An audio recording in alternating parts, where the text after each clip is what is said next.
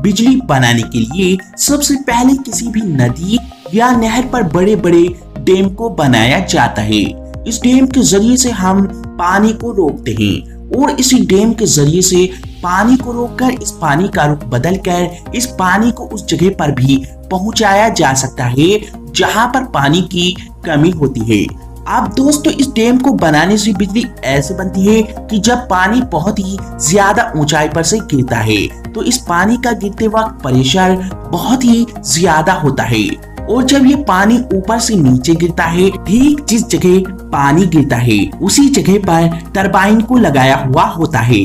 Turbine एक प्रकार की मशीन होती है जो यांत्रिक ऊर्जा को विद्युत ऊर्जा में बदलती है और जब पानी टरबाइन के ऊपर गिरता है तो टरबाइन बहुत ही तेज गोल गोल घूमती है और जब टरबाइन घूमता है तो टरबाइन के साथ लगा मोटर, इस मोटर को पावर मिलती है और जब मोटर को पावर मिलती है तो ये मोटर बिजली बनाना शुरू कर देता है और फिर ये मोटर बिजली के तारों में बिजली प्रवाहित करता है और फिर बिजली के इन तारों में बिजली प्रवाहित होने से बिजली हमारे पास तक पहुंच जाती है। हालांकि दोस्तों बिजली हमारे पास तक पहुंचने का प्रोसेस काफी लंबा होता है।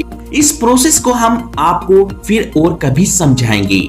ऐसे पानी से बिजली को बनाया जाता है। How does wind mill make electricity? दोस्तों अक्सर आपके मन में एक सवाल जरूर आता होगा कि आखिर ये विंडमिल की पंखड़ी इतनी हल्की हल्की घूमती है तो फिर इससे बिजली को कैसे बनाया जाता है। तो चलिए दोस्तों इसीलिए जानते हैं कि आखिर इतनी हल्की विंडमिल की पंखड़ी घूमने पर भी विंडमिल बिजली को कैसे बनाती है। दोस्तों विंडमिल की ऊंचाई लगभग 212 फीट होती है, यानी कि 20 मंजिला ऊंचाई से भी ज्यादा इस विंडमिल की ऊंचाई होती है और इसकी पंखड़ी की लंबाई 116 फीट होती है। अब दोस्तों आप खुद सोच सकते हो, अगर इतनी ऊंचाई पर लगी विंडमिल और इतनी बड़ी बड़ी पंखड़ी फुल स्पीड पर घूमेंगी तो क्या होगा। ज्यादा तेज स्पीड में इतनी ऊंचाई पर टावर और जनरेटर को बैलेंस करना मुश्किल हो जाता है। अब अगर इतना बड़ा ये जनरेटर इलेक्ट्रिसिटी बनाते समय हवा के ज्यादा तेज प्रेशर से इसमें कोई फॉल्ट हो गया या ये अनबैलेंस हो जाए तो इस विंडमिल के साथ कैसे दुर्घटना घट सकती है। आप खुद देख सकते हो कि कितना खतरनाक ब्लास्ट हो सकता है। इसीलिए ही विंडमिल को और इसकी पंखड़ी को मैकेनिकल बैलेंस करने के लिए हल्की स्पीड पर घुमाया जाता है। अगर इन विंडमिल की पंखड़ी को ज्यादा तेज स्पीड से घुमाया जाएगा तो ये पंखड़ियां पूरी विंडमिल के स्ट्रक्चर को ही हिला डालेंगी। अब दोस्तों सवाल ये है कि आखिर इतनी हल्की पंखड़ी घूमने पर बिजली कैसे बनती है। तो दोस्तों इसीलिए मैं आपको बता दूं, इस विंडमिल की पंखड़ियों के बीचों बीच लगा रोटर हब, ये छोटा सा रोटर हब विंडमिल की पंखड़ियों से 100 गुना ज्यादा तेज स्पीड से घूमता है और जब ये रोटर हब घूमता है तो इस रोटर हब के पीछे लगी शाफ्ट, जिसे आप एक लोहे का डंडा भी कह सकते हो, ये भी घूमता है और इस शाफ्ट के पीछे लगा रहता है टरबाइन। ये टरबाइन घूमता है और टरबाइन में लगा जनरेटर, इसको पावर मिलती है जिससे ये जनरेटर बिजली बनाना शुरू कर देता है। अब दोस्तों सबसे बड़ी समस्या होती है तेज हवा की। जब तेज हवा चलती है तो इससे विंडमिल की पंखड़ियां तेज स्पीड से घूमती हैं और इन पंखड़ियों का बैलेंस अनबैलेंस होने लगता है। इसीलिए इस विंडमिल में गियर बॉक्स को लगाया जाता है। ये गियर बॉक्स विंडमिल की पंखड़ियों की गति को कंट्रोल करता है।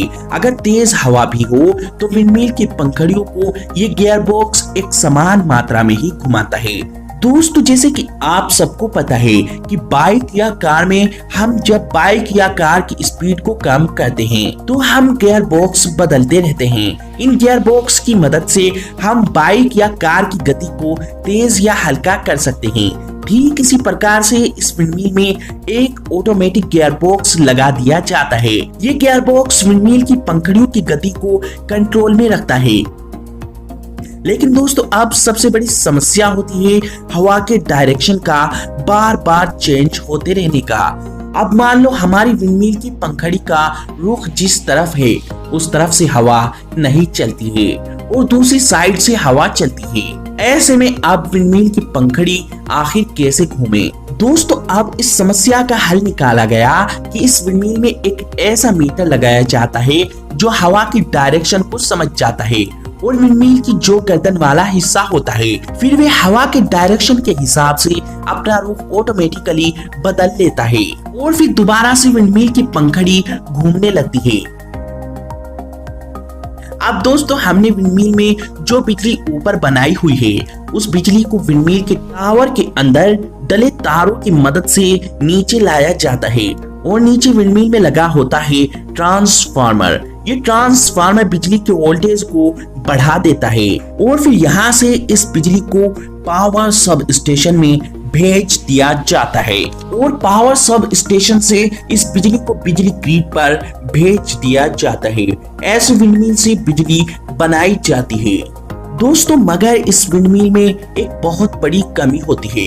इस एक विंडमिल को लगाने में 20 करोड़ रुपए तक का खर्चा आ जाता है और एक ही जगह पर कम से कम 200 से 300 विंडमिल को लगाया जाता है ताकि बिजली ज्यादा से ज्यादा बन सके।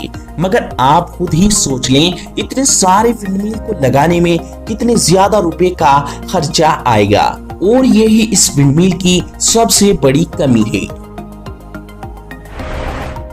How does coal make electricity. दोस्तों क्या आपको पता है कोयले से भी बिजली को बनाया जाता है? कैसे कोयले से बिजली को बनाया जाता है आइए जानते हैं। दोस्तों बिजली बनाने के लिए जिस कोयले का इस्तेमाल किया जाता है वो कोयला कोई आम कोयला नहीं होता है बल्कि बिजली बनाने के लिए पत्थर वाला कोयला इस्तेमाल किया जाता है।